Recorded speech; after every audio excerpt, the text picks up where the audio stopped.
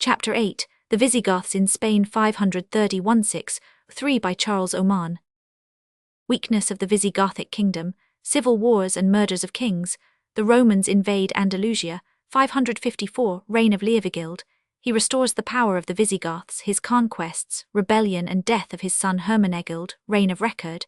He converts the Goths to Catholicism, consequences of this conversion. We have already, while dealing with the fortunes of Clodovge the Frank and Theodoric the Great, related the story of the expulsion of the Visigoths from Aquitaine, and of the extinction of their royal house, the heaven-born Bolts, by the deaths of Alaric II, and Amalric, both slain by the sword of the Franks. In 531 the Visigoths, deprived of all their dominions north of the Pyrenees, and followed into the Iberian Peninsula by the victorious Franks, found themselves without any prince of the old royal line who could be raised to the throne, and deliver them from their enemies. Election of Theudes, 531. The host proceeded, according to Teutonic custom, to elect a king, and chose the old Count Theudes, the Ostrogothic noble who had acted as regent for Amalric during the long years of his minority. The veteran justified their choice by recovering part of the lost lands beyond the Pyrenees, the rich province of Septimania, with its cities of Narbonne, Nismes and Carcassonne.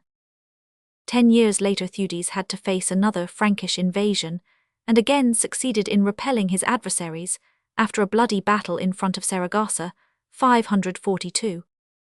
Preserved from the danger of Frankish conquest, the Visigothic nation had to face the problem of reorganizing its constitution under the new conditions of its existence. It had previously looked on Gaul rather than on Spain as its home. Toulouse had been the favorite abode of its kings, not Barcelona or Toledo. Gaul was now lost, save one province, and it was in Spain alone that the Visigothic name was to survive. But even worse than the loss of its ancient home was the loss of its ancient royal house.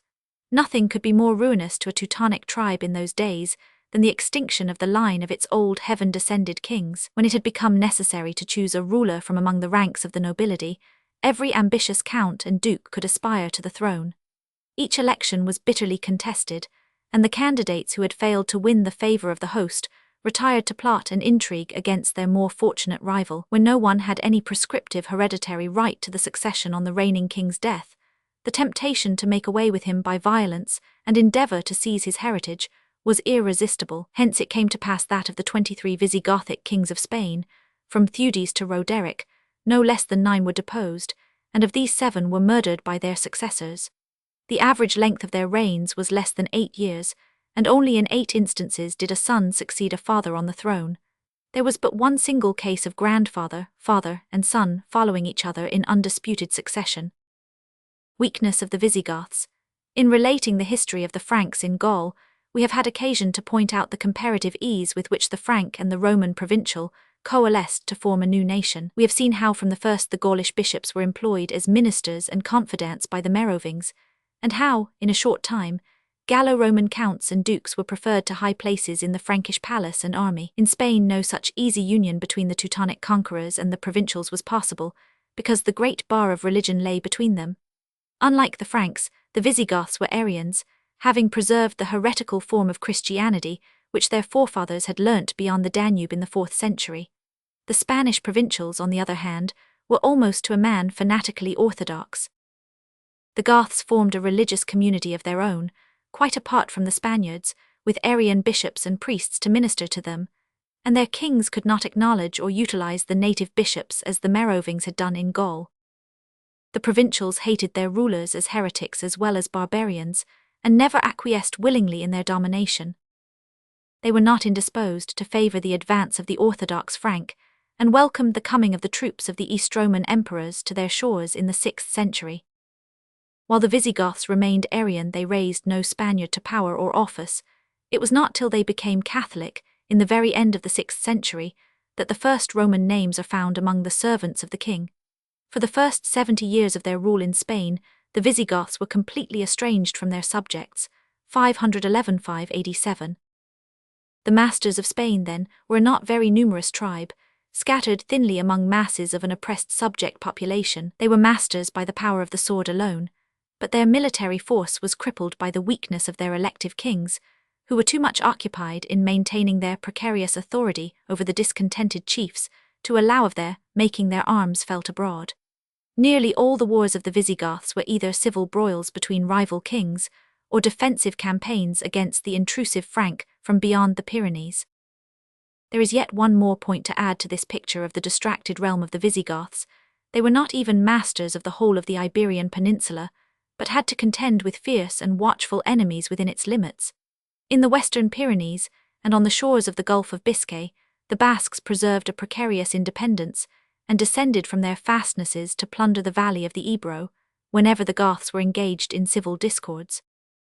Farther to the west, there still subsisted in the ancient Galicia and Lusitania the kingdom of the Suevi, the original Teutonic conquerors of Spain. The early Visigothic kings had driven them into the mountains of the west, but had never followed them into their last retreats, to compel them to make complete submission.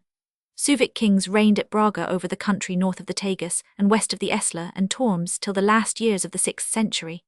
Whenever a favourable opportunity occurred, they took part in the civil wars of the Visigoths and harried the valley of the Upper Douro and the Lower Tagus. The inner organisation of the Visigothic realm presents a very different picture from the centralised despotism, with everything depending on the king, which we have described as existing among the early Franks in Gaul. Like the Franks, the Visigoths had divided their conquest into districts, governed by counts or dukes, generally using as the unit of division the old Roman boundaries of provinces and civitates. But the Visigothic governors were far less under the control of their elective kings than were the Frankish counts under the hand of the despotic Merovingians. Each of them kept a bodyguard of personal dependents called, as among the Ostrogoths, Sayans or sometimes Bucellarii, whom he could trust to follow him even against the king. The Sayans. It was the possession of this armed following among a helpless, weaponless mass of provincials which enabled any count or duke who was popular and ambitious to dare an attempt at rebellion, whenever his master was weak or unfortunate. There seems to have been a comparatively small body of lesser freeholders, ceorls as they would have been called in England, among the Visigoths. There is little trace of any intermediate class between the nobles, whether official nobles, palatini, or nobles of birth, and their sworn followers, the Sayans. In fact, the kingdom might fairly be called feudal in its organisation, consisting as it did of a servile population of Hispano-Roman blood, held down by a sprinkling of Gothic men-at-arms, each bound by oath to follow some great noble, who considered himself the equal of his king, and vouchsafed him only the barest homage. As yet the king had no opportunity of supporting himself by calling in to his aid either the church or the subject Roman population. His Arianism prevented him from having recourse to any such expedient. The difference between Roman and Goth was indeed accentuated in every way. There were different codes of law for subject and master, the former using a local adaptation of the Theodosian code, known as the Breviarium Alarici, while the latter was judged by old Gothic customary law, not yet reduced into written form. Even marriage between the two races was illegal, till about 570 King Leovigild broke the prohibition by taking to wife Theodosia, the daughter of Severianus. Spain sadly needed some ruler like Theodoric the Great to act as a mediator and redresser of wrongs between the two nations who dwelt within its borders. An evil end fell upon all the first 3 Visigothic kings who ruled in Spain. The aged Theudes enjoyed 17 years of power, and, as we have already related, was successful in beating off 3 successive attacks of the Franks on the peninsula, but the end of his reign was clouded by disaster. Frightened by the rapidity with which the armies of Justinian had crushed Vandal and Goth, he resolved to create a diversion in favour of his own Italian kinsmen by attacking the newly created imperial province of Africa. But his army was almost annihilated in front of the fortress of Septa Ceuta, the westernmost bulwark of the African province, and he himself returned to Spain with his military reputation wrecked in his extreme old age. 4 years later he was murdered at Seville by an unknown assassin, who either was, or feigned to be, insane. 548. The Visigothic chiefs then elected as their king Theudegisel, the general who had beaten the Franks at Saragossa in 542, and had ever since been reckoned the best warrior of their race. But the new king was brutal and debauched. His excesses provoked the anger of the nobles, and only 17 months after his accession he was murdered. While he sat at supper with his friends and waxed merry over the wine, the lamps were extinguished, and he was slain on his couch by the sword of his enemies. The majority of the Visigoths then chose Agila as their ruler, but though he was acknowledged as king at Toledo and Barcelona, the counts of the south refused to recognize him.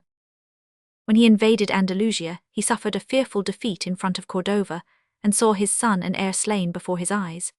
But he still held all Spain north of the Sierra Morena and seemed so strong that the chief of the rebels, Count Athanagild, resolved to call in to his aid the arms of the Ostromans. Justinian embraced with joy this opportunity of getting a footing in Spain, and by his orders Liberius, governor of Africa, crossed the straits and landed at Cadiz.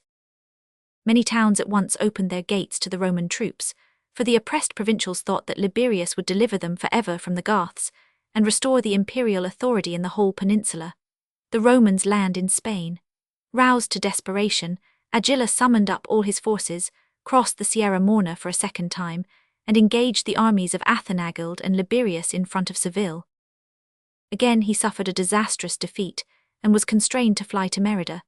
Then his soldiery, seeing that the Gothic race was ruining itself by fratricidal strife, while the Romans were occupying town after town, suddenly ended the civil war by murdering their chief, and saluting the rebel Athanagild as king of the Visigoths, for as a Frankish chronicler observed, the Goths have long had the evil custom of slaying with the sword any king who does not please them, and of choosing in his stead someone who better suits their inclination.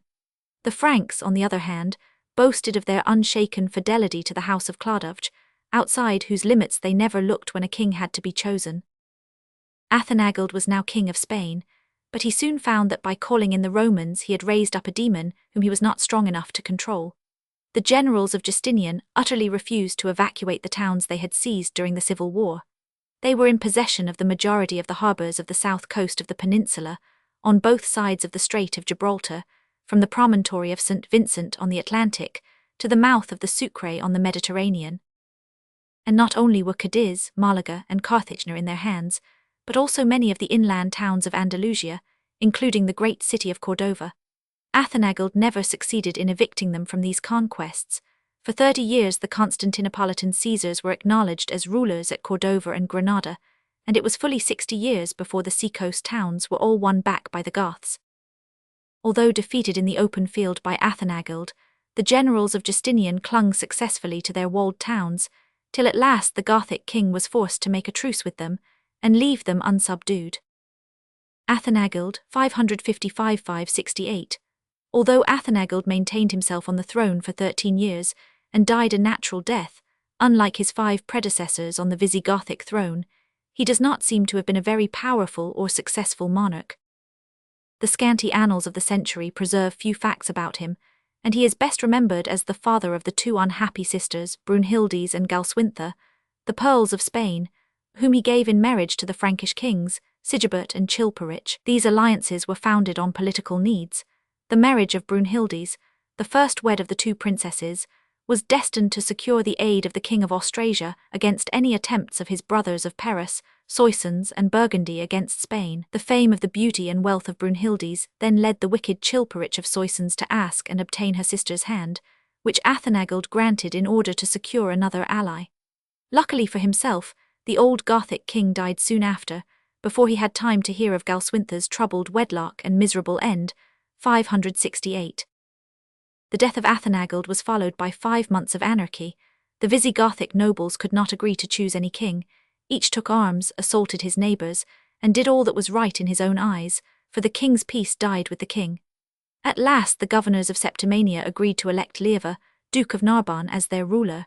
But the counts who dwelt south of the Pyrenees refused to accept the nominee of the Gallic province. After some fighting, however, Lieva proposed to them to take as his colleague his brother Leovigild, who was well known and popular in the south, and the majority of the nobles of Spain agreed to accept him.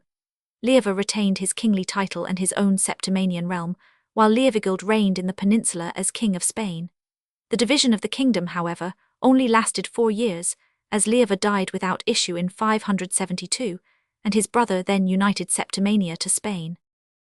Leovigild was the first man of mark who had reigned over the Visigoths for 100 years.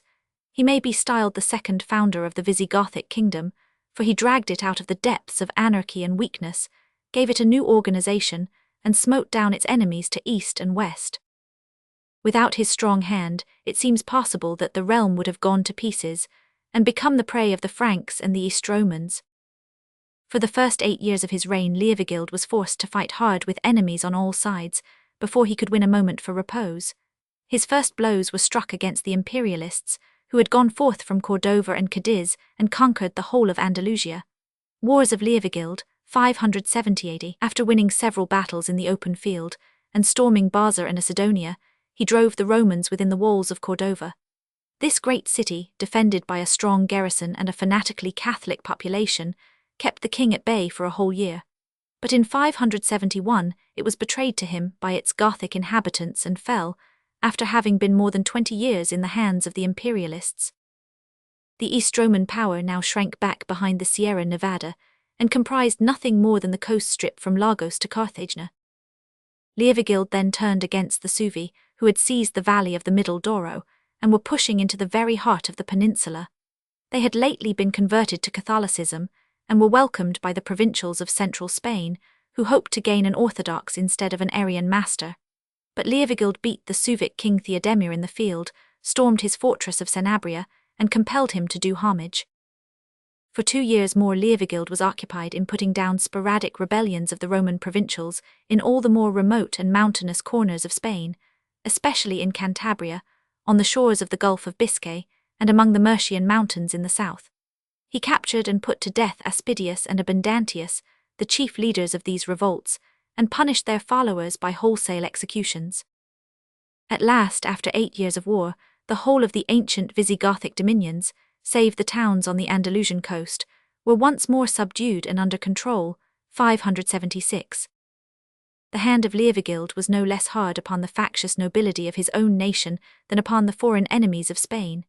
He sought out and executed, one after another, all the more unruly of the Visigothic chiefs, all the race of men who had been wont to slay their kings, as a Frankish chronicler styled them. In their stead, he appointed counts and dukes from among his own comitatus, whom he thought that he could trust.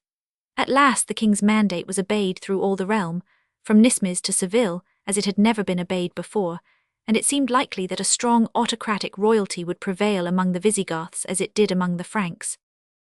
Leovigild now fixed his court permanently at Toledo, and assumed all the splendor and state of the ancient Roman Caesars, the diadem, the scepter, the purple robe, and golden throne. Before him, the kings of the Visigoths had been indistinguishable in manners and apparel from their own nobles. They only differed from them by bearing the royal name and keeping up a larger body of oath-bound sayans. At the same time that he fixed his seat at Toledo, Leovigild took another opportunity of asserting his power and independence. The coinage of the Visigoths had hitherto been a mere barbarous imitation of the imperial currency of Rome and Constantinople, but from henceforth the name of the Gothic king was placed upon all the gold tremises of Spain. For a few years Leovigild added the name of Justin II to his own, but he soon cast away the last sign of the old dependence on the empire, and the inscription Livigildvs Inclitvs Rex was the sign of the disavowal of the last nominal connection of Spain with the heirs of Constantine. The troubles of Leovigild, however, had not yet come to an end. His worst enemies were to be those of his own house. Before his accession to the throne he had married, contrary to Gothic custom, a noble Roman lady named Theodosia, daughter of Severianus, sometime governor of Carthagena. By her he had 2 sons, Hermenegild and Record. When she died he endeavoured to strengthen his position by marrying Godeswintha, the widow of his predecessor Athanagild, and some years later, when his son Hermenegild reached manhood, he determined to seek for him another bride from the family of Athanagild. Accordingly he asked for and obtained the hand of his wife's granddaughter, Ingunthais, the daughter of Sigibert of Austrasia and Brunhildes. At the age of 13 she was wedded to Hermenegild. This marriage was destined to have the most unhappy results. The daughter of Brunhildes was fated to be as much the cause of woe to Spain as her mother had been to Gaul. She had been reared in Austrasia as a Catholic, and in spite of her tender age, refused to conform to the Arian creed of the Visigoths. If the Frankish chronicles are to be believed, she was subjected to the most violent treatment by her grandmother Godeswintha to force her to abandon the Orthodox faith. But though beaten, starved, and flung into a fish pond, she still refused to renounce the faith of her childhood. At last Leovigild, tired of the perpetual disputes between his wife and his daughter-in-law, which made his palace unbearable, sent off Hermenegild to Seville to govern part of Andalusia. This step proved most unfortunate. The young prince fell entirely under the influence of his wife and of his mother's brother, Leander, Bishop of Seville. Won over by their pleadings, he declared himself a Catholic and was rebaptized and received into the Orthodox Church. Rebellion of Hermenegild, 580. He knew that his conversion would bring on him his father's wrath, and the loss of his prospect of succeeding to the Visigothic crown, but he was unwilling to suffer degradation meekly, and promptly proclaimed himself king, allied himself with the Suevi and the Ostromans, and called the Orthodox to arms all over Spain. Liavigild had never had to face a more dangerous crisis. The rebellion of his son had called out against him all the elements of disorder in the peninsula. The Suevi swarmed down the Douro, the imperialists reoccupied Cordova, Merida, Seville and Evora hailed Hermenegild as king, and the discontented provincials, headed by their bishops, began to stir all over the country. It is the greatest testimonial to Liavigild's abilities that he knew how to deal with all these dangers. First, he turned against the incipient rebellion in the north, and put it down by banishing or imprisoning some dozen bishops, and by defeating in battle the Basques, who had come down from their hills to join in the struggle. After beating them, he founded on their border the town of Vitoria as a memorial of his success, a town destined to be better remembered for the great English victory of 1813 than for this ancient triumph. Hermenegild was nearly 2 years in possession of the valley of the Guadalquivir, but in 582 his father suddenly descended upon him and drove him within the walls of Seville. The Suevi came up to raise the siege, but Liavigild routed their king Miro and returned to resume his liga. After many months of blockade, he stormed the town, but Hermenegild and his wife escaped to the Romans. The rebel prince took refuge in the castle of Osset, whither the king followed him, and by the huge bribe of 30,000 solidi, induced the imperialist government to sell the town. Hermenegild was dragged from sanctuary and brought before his father, who pardoned his rebellion, but stripped him of his princely insignia, and sent him to live in honourable confinement at Valentia as a private person. Liavigild then turned against the Suevi, overran their whole country, and captured their last king, Andica, whom he interned in a monastery. Thus the rebellion of Hermenegild had not only failed to ruin the Gothic state, but had actually led to the subjection of the troublesome neighbour kingdom in the northwest, which had hitherto escaped the Visigothic sword. Hermenegild's fate was destined to be a sad one. His father promised to restore him to his former place if he would abandon the Orthodox faith, but he steadfastly refused, and was presently cast into prison. But chains had no more effect on his constancy than prayers and promises. His father grew angry, and bade him expect the worst if he persisted in his obstinacy. On Easter Day 585, he sent an Arian bishop to administer the sacrament to the prisoner. Hermenegild drove the heretical prelate from his cell with cries and imprecations. Execution of Hermenegild, 585. The news was brought to his father, who, in a moment of ungovernable rage, like that which induced our own Henry II, to order the death of Becket, bade his guards seize and behead his inflexible son. So perished Hermenegild, whom after generations, forgetting his undutiful rebellion, and remembering only his constancy in the Orthodox faith, saluted as a saint. His wife and infant son were sent to Constantinople by the Roman governor of Malaga. Ingunthais died on the voyage, but the boy, Athenagild, lived and died obscurely at the court of the Emperor Maurice. Liavigild had now to face the wrath of the Franks. Guntram, the uncle, and Theudebert, the brother of Ingunthais, took arms to avenge her husband's execution. They sent a fleet to land a force in Galicia and raised the newly conquered Suevi, while a Burgundian army entered Septimania and attacked Nismes and Carcassonne. But Liavigild's military skill and constant good fortune in war did not fail him. While he himself cut to pieces the army which had landed in Galicia, his son Recard drove the Burgundians out of Septimania, with the loss of their general and half their army. Father and son met in triumph at Toledo, but the hardships of a winter campaign had been too much for Liavigild, who died soon after his return to his capital, on the 13th of April, a year to the very day from the date of his eldest son's execution, a coincidence which the Orthodox did not fail to point out as marking the wrath of heaven. Liavigild, some time before his death, had induced the Visigoths to elect his second son, Recard, as his colleague, and to salute him as king. There was therefore no tumultuous election or civil war when the old king died, and his heir quietly took his place. Recard was destined to set his mark on the history of the Visigothic kingdom no less firmly than his father had done. If Liavigild saved the state from anarchy by his strong arm, Recard set it on a new and altered course of existence, and introduced a new element into its political and religious life by the great change which is connected with his name, the conversion of the Visigoths to the Orthodox faith. Record, 586-601. Record was the son of a Roman mother, but unlike his brother Hermenegild, he never showed any discontent with Arianism in his father's lifetime. No sooner, however, was the old man dead than his successor began to take steps which threw the Arians into a state of excitement and apprehension. He summoned Catholic and Arian bishops before him, and many times bade them dispute in his presence on the mysteries of the Trinity. This he did more to prepare the people for the coming change than because he was himself in any doubt as to his future conduct.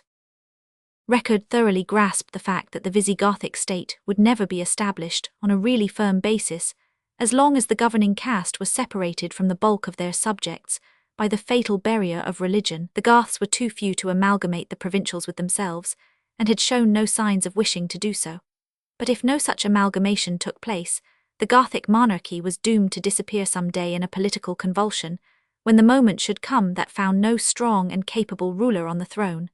Leovigild had only staved off such a crisis by prodigies of activity and courage. Now Record had made up his mind that the Arianism of the Goths was more a matter of conservative adherence to ancestral prejudices and of race pride, than of real conviction or fanatical faith. He thought that if the king led the way, and if mild and cautious changes were made, without any sudden blow or attempt at enforced conformity, his countrymen might insensibly be led within the pale of the Catholic Church.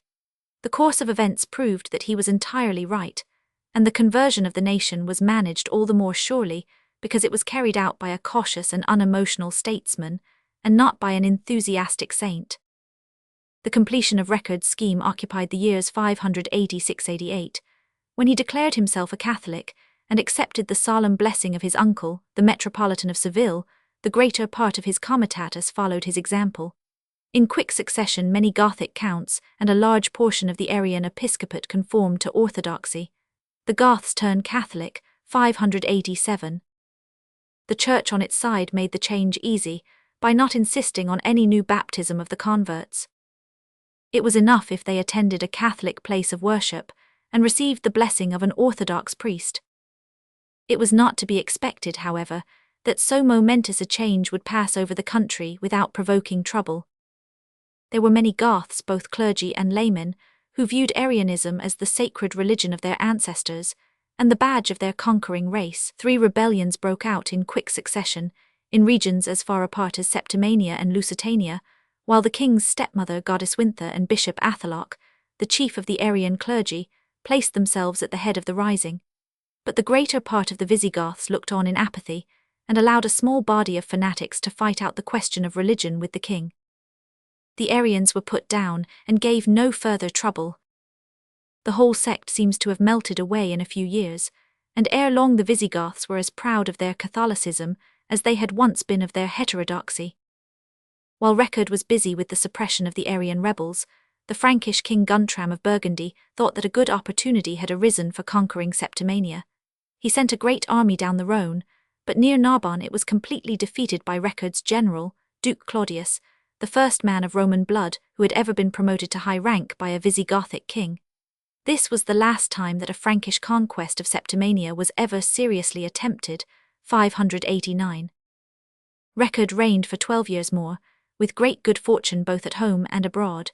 He subdued the Basques, kept the imperialists penned in to their line of harbours along the south coast, and repressed several minor tumults raised by discontented Gothic nobles. In every crisis, he found the Catholic bishops his best support, and must have constantly congratulated himself on having turned his most dangerous enemies into the strongest bulwark of his throne. But by placing himself in their hands, he had begun to expose Gothic royalty to a new danger, that of too great dependence on the Church. The National Council, the Witan as it would have been called in England, was completely swamped by the churchmen.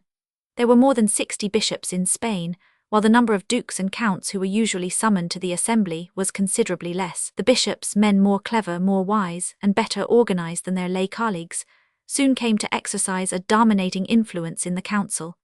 The spiritual pressure which they could bring to bear on the king was too great to be disregarded. Hence it came to pass that ere the end of his reign Record, though peaceful and tolerant himself, was urged into acts of persecution, not only against his old coreligionists, the Arians, but against the Jews, a race who had hitherto prospered in Spain, and who had gathered in a very considerable portion of its wealth and commerce. Formerly the Visigothic kings, like the great Theodoric in Italy, had been very tolerant, and had not seldom employed Jews as collectors of revenue and in minor official posts.